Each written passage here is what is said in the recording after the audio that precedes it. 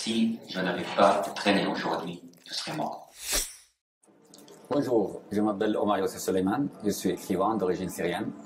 Je vis en France depuis 2012, j'écris des romans et de la poésie.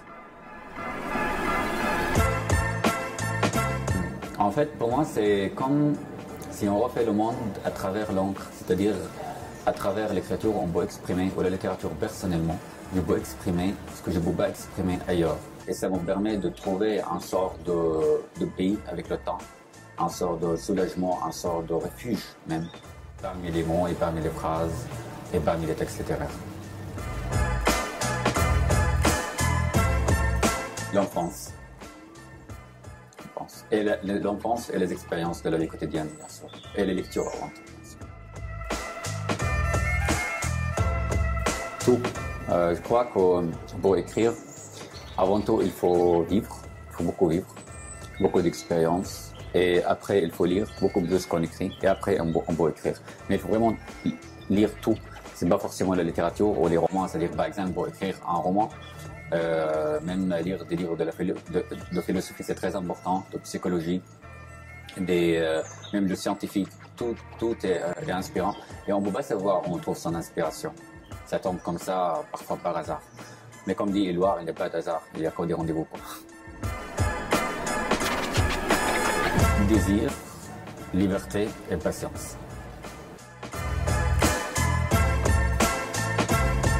En 2016, j'ai rencontré mon éditrice, qui est toujours mon éditrice.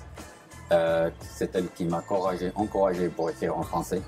Et cette expérience a changé ma vie comme écrivain, parce que j'ai commencé de penser et rêver dans la langue de Paul Éluard et trouver ma place en France et dans la culture française. Je crois qu'on ne peut pas être écrivain sans être engagé dans n'importe quelle affaire, n'importe quelle question de la vie. C'est-à-dire même quand on écrit sur les vacances, par exemple, on est absolument engagé parce qu'on pose des questions sur l'existence, sur l'univers qui nous entoure, sur les gens, sur les personnages. Donc tout ça, pour moi, c'est un sort d'engagement et un sort de résistance aussi. Mais personnellement, je peux dire que je suis engagé dans la résistance, dans deux affaires, et contre les islamistes au Moyen-Orient et contre les dictateurs en Syrie et ailleurs. La vie est injuste.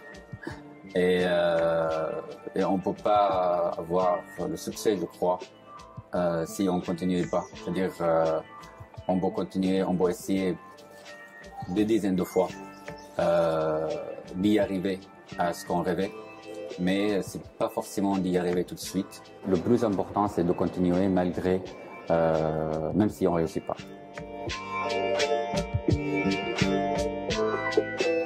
Parce que je crois que le style romanesque, c'est très important pour raconter ce qu'on ne peut pas raconter dans le média, sur une guerre, sur des événements graves. Dans le média, on raconte, dans un reportage, on raconte l'événement du point de vue de l'extérieur. Sauf que dans un roman, on est parmi les personnages, on est avec eux, on vit avec eux. Et de plus, le plus important là-dedans, dans un roman, on archive la mémoire humaine. Parce que même malgré la guerre et malgré la violence, il y a toujours des moments incroyables et fascinants où on se retrouve vraiment vivant. La beauté de la vie quotidienne, on le vit malgré la guerre et malgré tout, malgré toute la violence. Et là, on ne le trouve pas ailleurs, on le trouve seulement dans la littérature et uniquement dans les romans, je crois. Voilà. Est arrivé pendant ma mère, j'étais sous le choc.